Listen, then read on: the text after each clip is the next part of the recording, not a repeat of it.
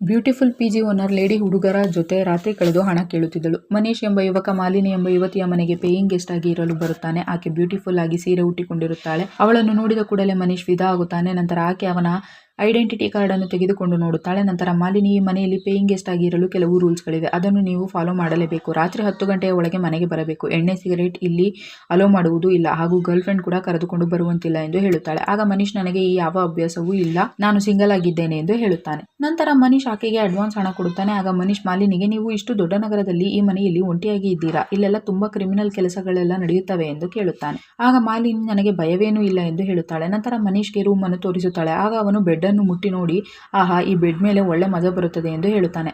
ಅಂದರೆ ನನ್ನ ಮಾತಿನ ಅರ್ಥ ಒಳ್ಳೆ ನಿದ್ದೆ ಬರುತ್ತದೆ ಎಂದು ಆಕೆಗೆ ಹೇಳುತ್ತಾನೆ. ನಂತರ ಮನೀಶ್ ಬೆಡ್ನ ಫೋಟೋ ತೆಗೆದುಕೊಳ್ಳುತ್ತಾನೆ. ನಂತರ ಮಾಲಿನಿ ಅವನಿಗೆ ಟೀ ತಂದು ಕೊಡುತ್ತಾಳೆ. ಆ ಸಮಯದಲ್ಲಿ ಮನೀಶ್ ಸ್ನಾನ ಮಾಡಿಕೊಂಡು ಅಲ್ಲಿಗೆ ಬರುತ್ತಾನೆ.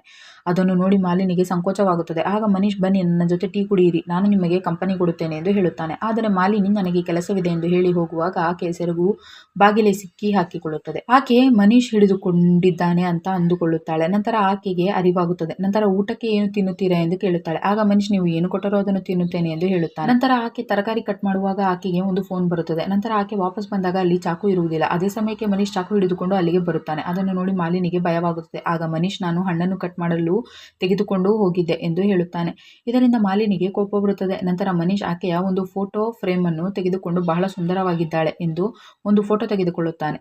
ನಂತರ ಮನೀಶ್ ಯಾರಿಗೋ ಕರೆ ಮಾಡಿ, ನಾನು ಬಂದಿರುವ ಕೆಲಸ ಇವತ್ತು ರಾತ್ರಿಯೇ ಮಾಡುತ್ತೇನೆ ಎಂದು ಹೇಳುತ್ತಾನೆ. ನಂತರ ಇಬ್ಬರು ಒಟ್ಟಿಗೆ ಊಟ ಮಾಡುತ್ತಾ ಇರುತ್ತಾರೆ. ಆಗ ಮಾಲಿನಿ, ನಾನು ಹಾಗೂ ನನ್ನ ಗಂಡ ಮೊದಲು ಇಲ್ಲೇ ಇದ್ದೆವು, ಈಗ ನನಗೆ ಡೈವೋರ್ಸ್ ಆಗಿದೆ ಎಂದು ಹೇಳುತ್ತಾಳೆ. ಆಗ ಮನೀಶ್, ನಿನ್ನಂಥ ಸುಂದರವಾದ ಹುಡುಗಿಯನ್ನು ಅವರು ಏಕೆ ಬಿಟ್ಟು ಹೋದರು?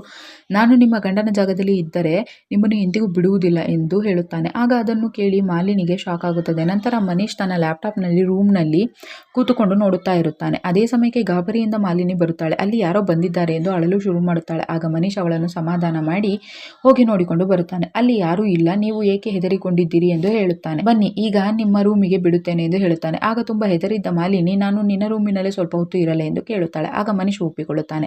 ಆಗ ಮಾಲಿನಿ, ನನಗೆ ನೀನು ಭಯವಾಗುತ್ತದೆಯೇ ಎಂದು ಕೇಳಿದೆ. ಹೌದು, ನಿಜ, ನನಗೆ ಪ್ರತಿ ಕ್ಷಣ ಭಯವಾಗುತ್ತದೆ. ನನ್ನನ್ನು ಇಲ್ಲಿಯವರೆಗೆ ಎಲ್ಲರೂ ಪ್ರೀತಿಯ ದೃಷ್ಟಿಯಿಂದ ನೋಡೇ ಇಲ್ಲ. ನಾನು ಇಲ್ಲಿ ಯಾರನ್ನು ನಂಬುವುದು, ನಾನು ಯಾರಾದರೂ ಪ್ರೀತಿ ತೋರಿಸಿದರೆ ಖುಷಿಯಾಗುತ್ತದೆ ಎಂದು ಹೇಳಿ ತನ್ನ ರೂಮಿನ ಕಡೆಗೆ ಹೋಗುತ್ತಾ ಇರುತ್ತಾಳೆ. ಆಗ ಮನೀಶ್ ಅವಳ ಕೈಯನ್ನು ಹಿಡಿದು ಎಳೆದುಕೊಳ್ಳುತ್ತಾನೆ. ಆಗ ಮನೀಶ್, ನನಗೆ ನಿನ್ನ ಕಷ್ಟಗಳು ಎಲ್ಲ ಅರ್ಥವಾಗುತ್ತಾ ಇವೆ ಎಂದು ಅವಳನ್ನು ಹಗ್ ಮಾಡುತ್ತಾನೆ.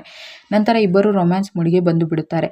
ಆಗ ಮಾಲಿನಿಗೂ ಕೂಡ ಮೂಡ್ ಬಂದು ಆಕೆ ತನ್ನ ಸೌಂದರ್ಯವನ್ನು ಮನೀಶ್ಗೆ ತೋರಿಸುತ್ತಾಳೆ. ನಂತರ ಬೆಡ್ ಮೇಲೆ ಹೋಗಿ ಮಲಗುತ್ತಾಳೆ. ನಂತರ ಇಬ್ಬರು ರೊಮ್ಯಾನ್ಸ್ ಮಾಡುತ್ತಾ ಸ್ವರ್ಗ ಸುಖ ಕಾಣುತ್ತಾರೆ. ನಂತರ ಬೆಳಿಗ್ಗೆ ಎದ್ದು ಮನೀಶ್ ಆಕೆಗೆ ಗುಡ್ ಮಾರ್ನಿಂಗ್ ಹೇಳುತ್ತಾನೆ.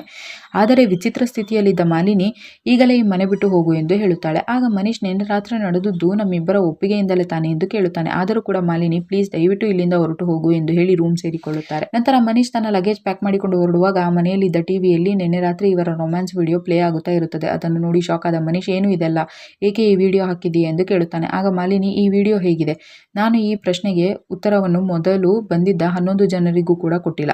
ಈ 11 ಜನರಿಗೂ ಏನು ಮಾಡಬೇಕು ಅದನ್ನೇ ಮಾಡಿದ್ದೇನೆ. ಈಗ ನಿನಗೂ ಕೂಡ ಅದೇ ಮಾಡುತ್ತೇನೆ. ಜಾಸ್ತಿ ಮಾತನಾಡಿದರೆ ಈ ವಿಡಿಯೋವನ್ನು ಪೊಲೀಸರಿಗೆ ಕೊಡುತ್ತೇನೆ. ಅದಕ್ಕಾಗಿ ನೀನು ಪ್ರತಿ ತಿಂಗಳು ನನ್ನ ಅಕೌಂಟ್ಗೆ 30,000 ಹಾಕಬೇಕು ಎಂದು ಬ್ಲ್ಯಾಕ್ ಮೇಲ್ ಮಾಡಿ ಅವನಿಗೆ ಗೆಟ್ ಔಟ್ ಹೇಳುತ್ತಾಳೆ. ಆಗ ಮನೀಶ್ ಹೊರಡುವಾಗ ಹೊರಗೆ ಬಿದ್ದಿದ್ದ ನ್ಯೂಸ್ ಪೇಪರ್ ತೆಗೆದುಕೊಂಡು ನಗುತ್ತಾ ಒಳಗೆ ಹಾಕಿ ಡೋರ್ ಕ್ಲೋಸ್ ಮಾಡಿಕೊಂಡು ಅಲ್ಲಿಂದ ಹೊರಡುತ್ತಾನೆ. ಅವನು ದಾರಿಯಲ್ಲಿ ಹೋಗಬೇಕಾದರೆ ಒಂದು ಪೆನ್ ಕ್ಯಾಮರಾವನ್ನು ತೆಗೆಯುತ್ತಾನೆ. ಆಗ ಅವನು ನೆನೆಸಿಕೊಳ್ಳುತ್ತಾನೆ, ಅವನು ಈಕೆಯ ಜೊತೆ ಮಜಾ ಮಾಡುವ ಮೊದಲು ಅದನ್ನು ರೆಕಾರ್ಡಿಂಗ್ ಆಗಿ ಇಟ್ಟಿರುತ್ತಾನೆ. ನಂತರ ಅದಕ್ಕೂ ಮುಂಚೆ ಮಾಲಿನಿಯ ಫೋಟೋವನ್ನು ತೆಗೆದುಕೊಂಡಿರುತ್ತಾನೆ.